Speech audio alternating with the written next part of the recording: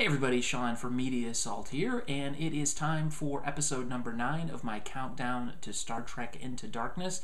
This time out, I'll be taking a look at the, I guess it is the 9th movie in the series. That would make sense, considering this is episode number 9. Sorry, I'm having a bit of a blonde day. This is Star Trek Insurrection from 1998. This movie was once again directed by Jonathan Frakes, who did the previous entry, Star Trek First Contact, a movie that admittedly I did not like very much. Well, the good news is that I did like Star Trek Insurrection quite a bit more than I was expecting to. I was actually very pleasantly surprised, especially when I had heard so many people say that First Contact was their favorite Next Generation Star Trek film, and I just had such an abhorrent reaction to it. This one was just a major improvement. I liked virtually everything about this, except for one thing that is getting a little annoying, especially with the Star Trek Next Generation films, and I'll get to that in just a second. But I really liked the direction in this one, much more so than, even though it was directed by Jonathan Frakes, the direction in this one was just a lot better, a lot smoother.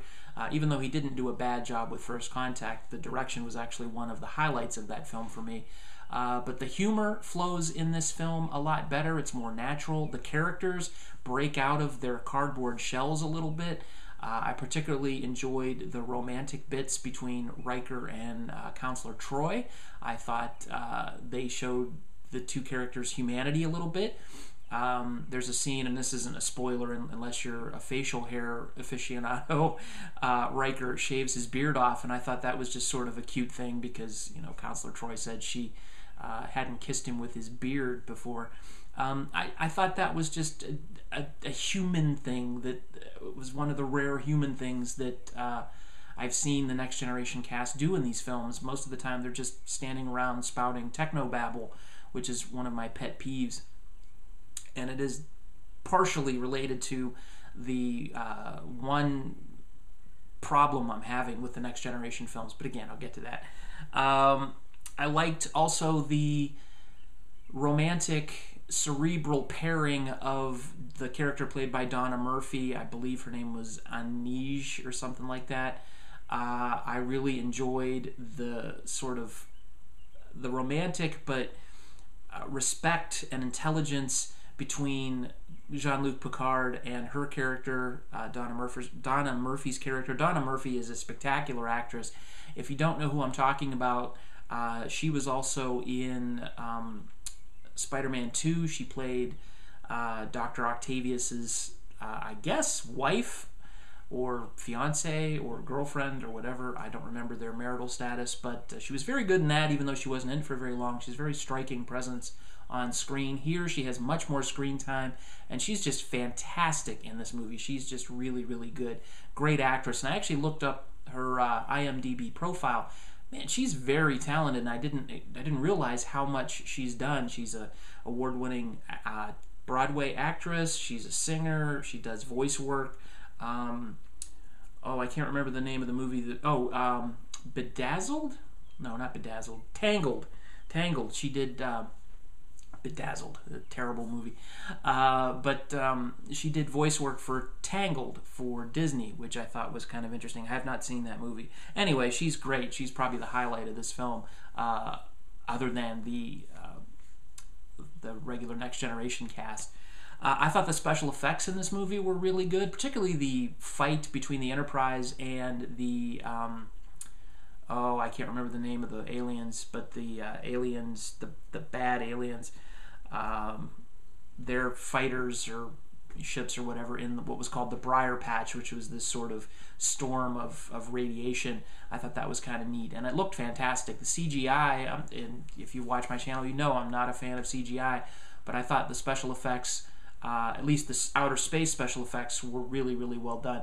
There was some effects work on the planet, green screen type things that weren't quite as convincing, especially when these little drones are following the people around.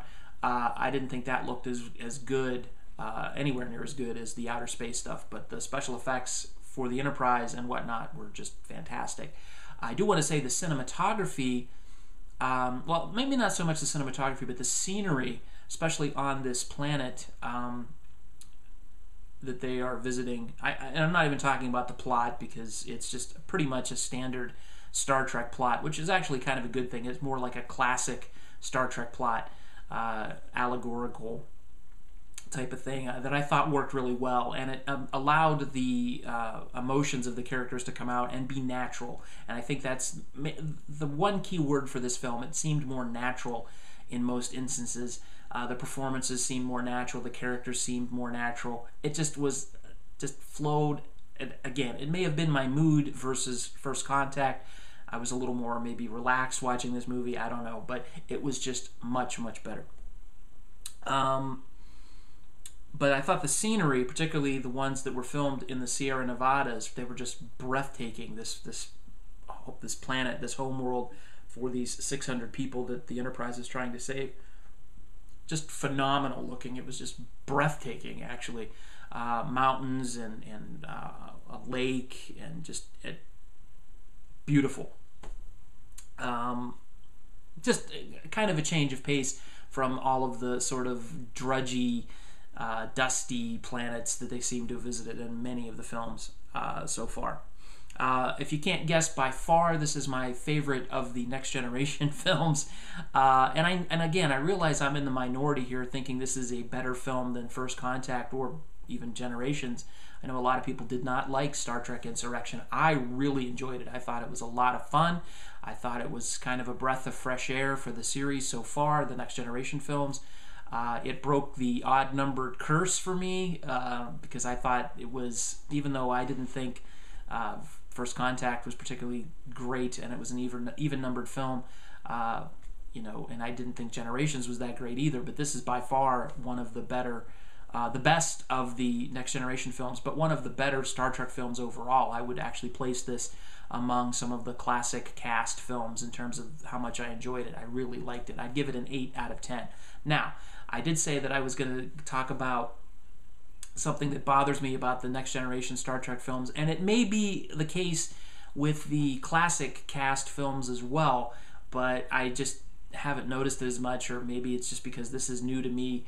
The Next Generation cast is new to me, and it just is something that's become apparent because everything is new about these. But I don't like that every jam they get into can be fixed or solved or resolved by some arbitrary techno, I don't want to say techno babble, but some sort of arbitrary reprogramming of a device, or using something in a way that it has never been used before, and it works perfectly without any problems. If, for example, they're in the radiation gas-filled briar patch, and they use the I forget what they call it, the something scoop, ram scoop on the Enterprise to suck in this gas and release it and use it as a weapon, which is a very minor spoiler. Really, was it programmed to do that? Was it ever going to be used for that? Has it ever been used for that before? Anything, any jam that they could get into, they have a tool to get out of it. And it's worse than the Batman utility belt from the series in the 1960s, where he would just pull, bat shark repellent out of his belt, just coincidentally that while he was being attacked by a shark. That type of stuff. It really is starting to kind of irk me a little bit. They never get into a jam they can't get out of because of some technology that just happens to do exactly what they need. And they just happen to realize that they can reprogram this stuff to do what they want it to do, or do what they need it to do under any time constraint, whether they have 15 minutes, 2 hours, or 40 seconds. Anything will work. And while that may be something inherent to science fiction in general, it always happens in every superhero film and every Bond film, and there's always some sort of great coincidence or plot device that just happens to be there. This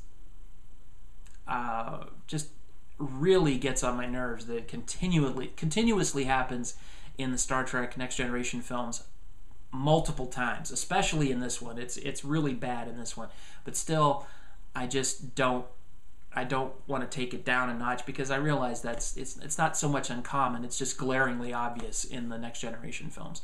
So anyway, I kind of went off on a tangent on that, but I did want to mention it.